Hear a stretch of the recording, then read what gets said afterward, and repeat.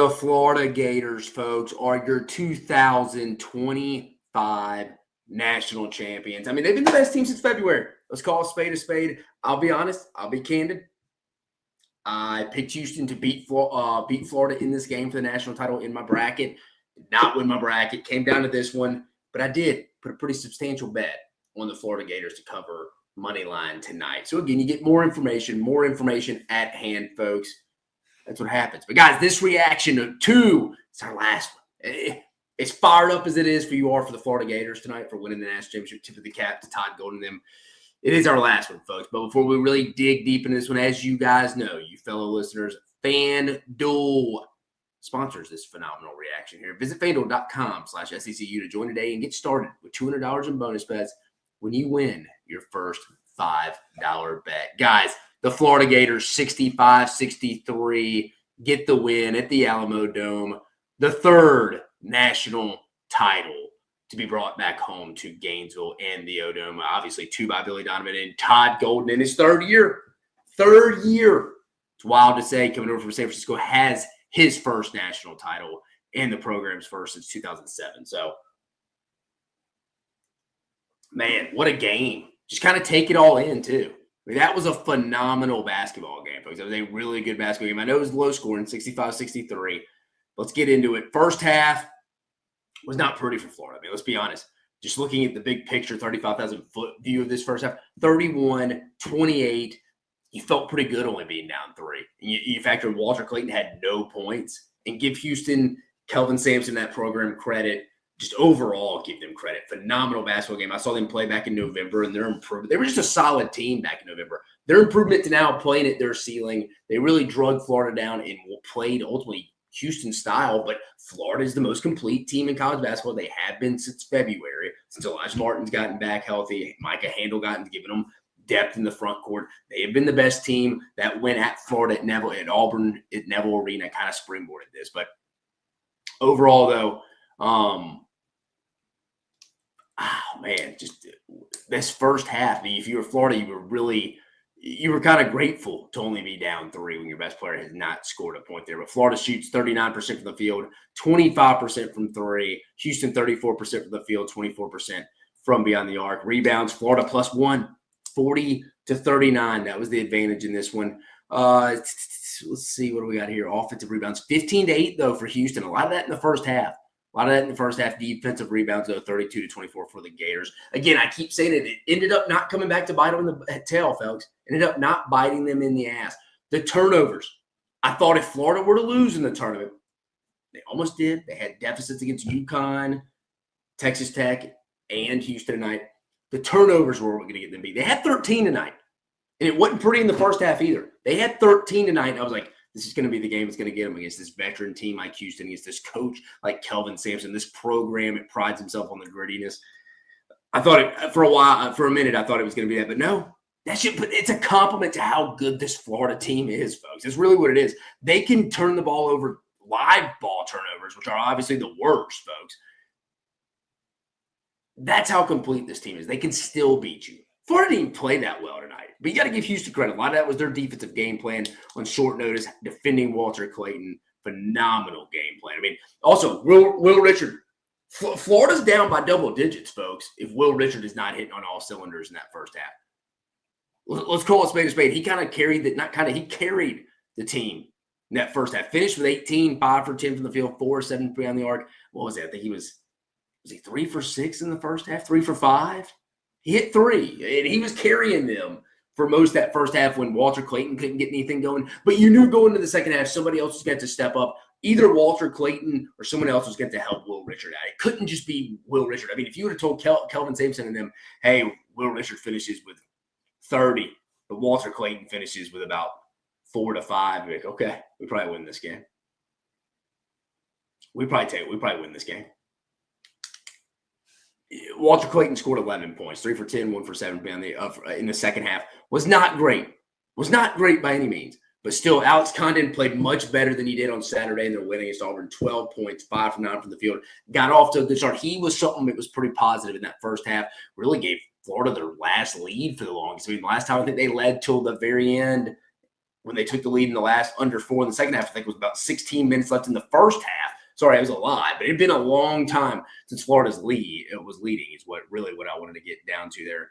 What do we got? Elijah Martin only was 7 there. Ruben Chingulu in that second half, man, you had that technical that I was like, dude, that can't happen.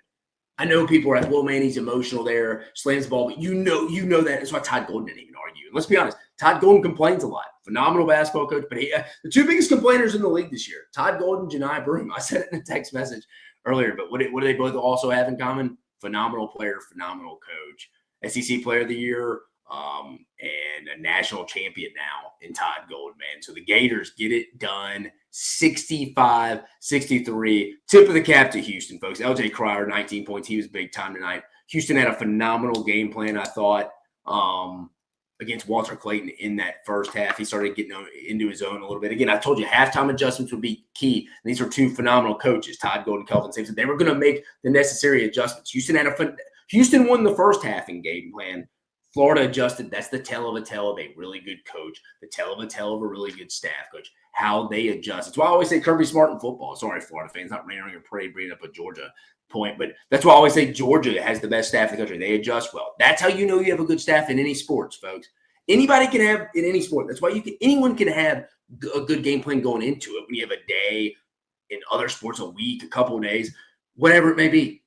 But when you can adjust at half, whatever sport that may be, that's when you know you're dealing with a good tactician and a good X's and O's and who understands the game, the cerebral side of it. Especially if you can communicate it to your players. It doesn't matter what you know if your players don't know. So you got to not only know what the adjustments are, you have to go communicate that to your players. Todd Golden, that staff, tip of the cap, national champs, 36-4 SEC tournament champs, ran through that. Guys, these guys have not lost. These guys have not lost since they lost at Stegman Coliseum, folks. A very, very, very, very long time ago, back in February. I'll get you an exact date. Here's the date right here. Sorry, February 25th at Georgia, lost 88-83. Remember, that's when they almost came back and won, down 26. Georgia blew the 26-point lead. That's the last time Florida lost, folks. It's the last time. 15 straight wins. My math is correct off the top of my head. 1, 2, 3, 4, 5, 6 to end the regular season. 3 in Nashville in the SEC tournament. That's 9. And 6 in this tournament. 15. Man, that's hard to do at the level of competition. Think about it. That was to finish the league play in the toughest conference of all time. And then you won the SEC tournament. And you were the 4th overall, the 4th 1 seed, and you had a tough region out in the West region. You go in and beat a really good Auburn team in the semifinal, and you just go to war against a Houston team. And I mean, man, Florida should get, I mean, not only the national title, give them whatever they want in Gainesville, but take them to a spa after these last 2 this weekend. And that's what I want to say, too. That this Final Four, it lived up to the hype. Tip of the cap. It did. It lived up to the hype, folks. We should all be fired up about that. It had epic, is this the greatest Final Four of all time? And I was tempering those expectations. I'm like, yes, we have all number 1 seeds. It's going to be a phenomenal Final Four. However you shaked it up. If it was Auburn, Florida in the semi, if it was Houston, if it was Houston, Duke, if it was Duke, Auburn, if we switched it up, pulled it out of a hat, phenomenal Final Four. But let's see if the games lived up. We got 3 phenomenal basketball games, guys, that we were a privilege to watch. And it's a phenomenal way to end the season, a phenomenal season, especially for the SEC. But I want to say, did the SEC need this tonight? Not to bring up Florida's parade tonight. But did the SEC need this win going tonight? That was a conversation I had with a couple of people. I didn't really think it did, because I think in many teams, as you gotten into the tournament, got to the second weekend, Sweet 16 or further, then 2 in the Final Four. No, I don't think it needed to. But this was the cherry on top to say, hey, we're here, you're planting the flag. And I know some of the revenue sharing models have came out in the SEC, like the 4th or 5th conference in the revenue sharing. You saw the Big East was going to allocate a lot more to basketball than the SEC was. That'll probably change some. Let's be honest. It's going to change a little bit. Tonight helps the league. Tonight definitely helps the league, and it obviously helps Todd Golden, the Florida Gators. I think they're here to stay. A lot of people had a lot of things to say about him when he got hired a couple of years ago. I'll be honest with you. I was kind of on the fence. That's usually not me. I usually have a pretty good opinion on things. I maybe end up being wrong, but I usually have an opinion on it. I just was kind of a wait and see. San Francisco, young cat. Let's see how it goes. First year wasn't great, but you can't judge guys on their first year. That's why I'm giving Bucky McMillan at A&M kind of a break this year. Going into Texas A&M his first year, but man, Todd Golden, year 3, man, national champion, Todd Golden. What is Todd Golden's exact age? He's 30. So what is he? 41 maybe? Let's see. 39. That's what I knew. If you'd made me guess, 39, 31. Yeah, 39 national champion, man. Wow, he's actually younger than Bucky McMillan. I think Bucky McMillan's actually 41 when I was doing that reaction today. But anyways, Florida, your 2025 national champions, folks. I mean, like I said, best team since the month of February. I mean, they really have. They had the one loss, and they finished the year with 15 straight losses. It was the Auburn game, and going back and reviewing the year.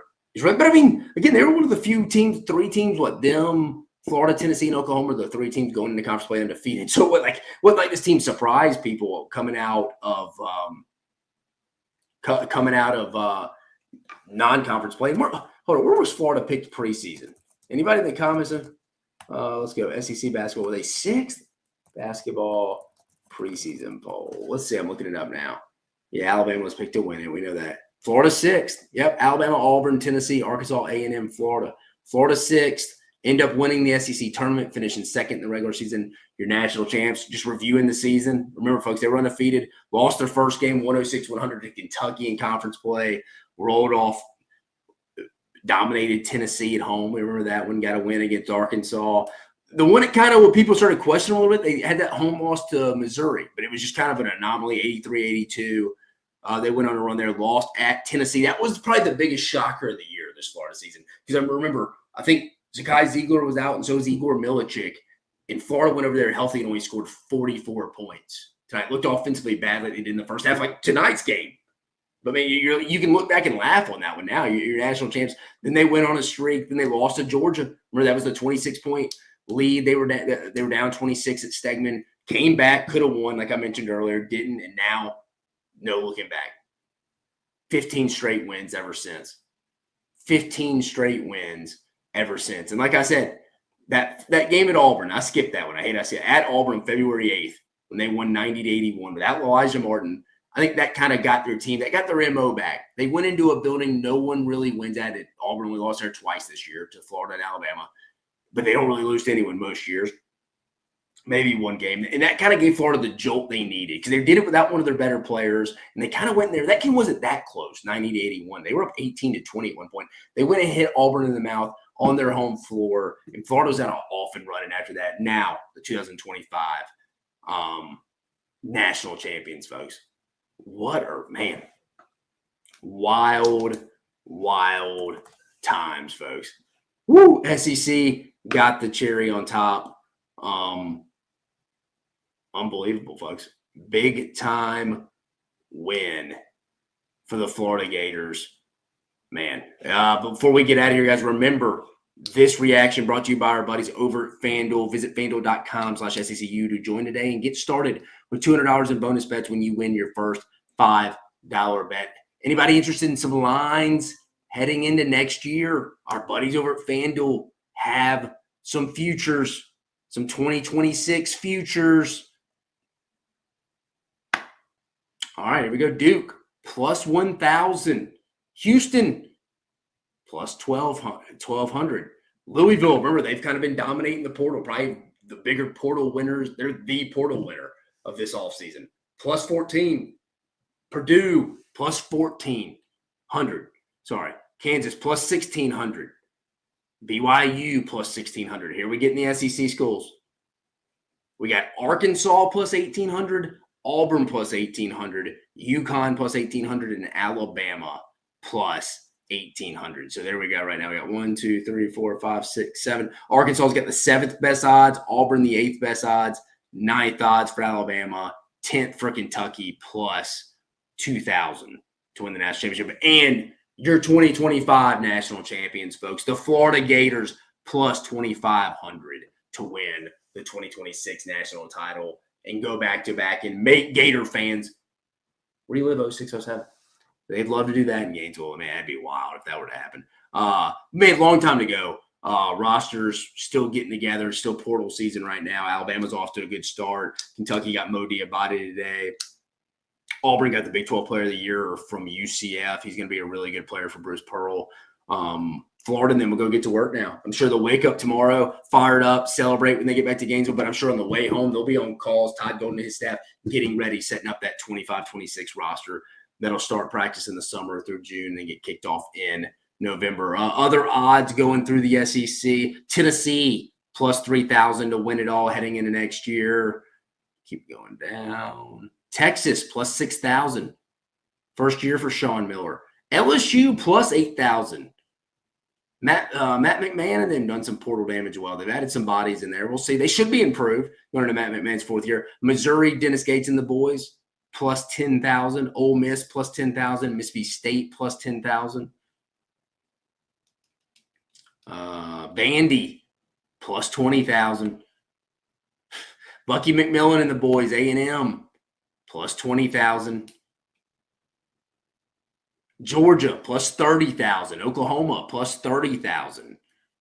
Both teams do lose some of their better players. Oklahoma, Jeremiah Fears, Georgia, Silas Demery. I get it. We're guessing, folks, but we're guessing. Yeah, but the highest odds in the SEC, the top 5 highest odds, because I'm adding Florida because they're the national champs. Heading into 2026, though, is Arkansas coming in at 7th with plus 1,800. Auburn coming in at 8th with the 8th best odds as we speak right now, heading into the next season, plus 1,800 as well. Alabama sitting at 10th at plus 1,800, and then Kentucky plus 2,000. In Florida, they were to go back to back. The odds right now plus 2,500 right now for the Gators to go back to back. Duke leads it, folks, plus 1,000. So interesting. Some early odds there for you folks. But Florida, your 2025 national titles, give it up for them. Give it up for them. A hell of a year for Todd Golden. A hell of a year for the SEC. Cherry on top tonight. Congratulations, Florida fans, Gator fans around the country. Celebrate. Big time win. Big time win, not only for the program, but I think you definitely helped the conference out, man. Sad night as well. Last reaction to any game. Glad we got to this far. Monday night, April 7th.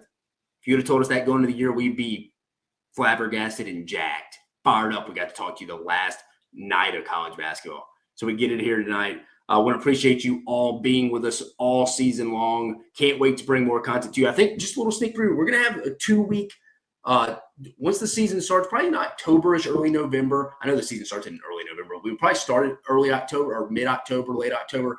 We're going to have a college basketball live show twice a week, probably on Mondays and Thursdays, previewing the midweek games, previewing the weekend games. And we'll bring you all the content, the graphic pick'em stuff we did this year, the reactions, all that, travel to some games. I think the only change we'll have, maybe somebody else coming in, some more dialogue other than just myself. I'll be honest, I get tired of hearing just myself. I'm sure y'all like to see some dialogue, but I hope y'all enjoyed really this first year we rolled out the carpet for the SEC basketball here on the SEC Unfiltered channel.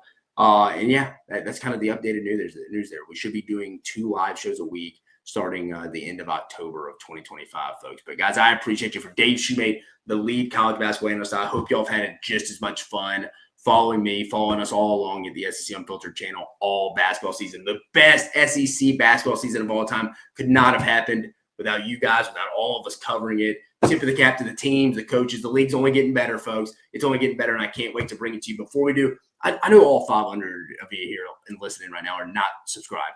Come on, guys. Go subscribe. Hit the YouTube channel. We love our listeners. Love you guys. Again, Florida, your 2025 national champions. Congratulations to Todd Golden and the Gators. Guys, peace out. See you on the other side.